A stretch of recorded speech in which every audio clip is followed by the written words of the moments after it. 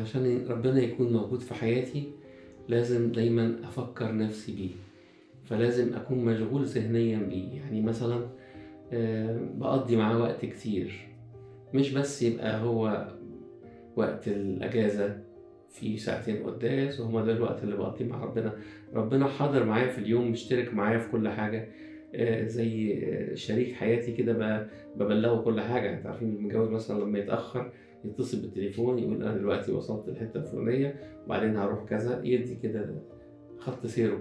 فدايما على اتصال مستمر بربنا، فحاسس انه مشاركني.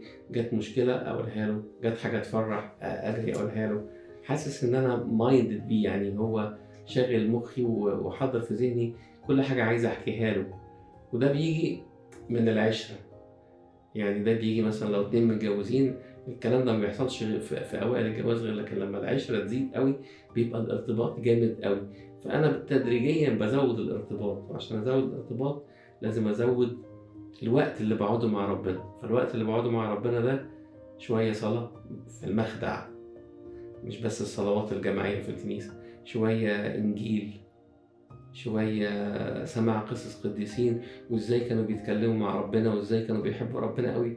كل ده بيخليني أنا طول النهار ربنا في مخي على طول، في كل حاجة، كل حاجة عايز أحكيها له، وكل حاجة عايز أخد رأيه، كل حاجة عايز أقول له أعمل دي ما أعملش دي، طب إيه رأيك؟ يبقى ربنا كده مشاركني في كل حاجة.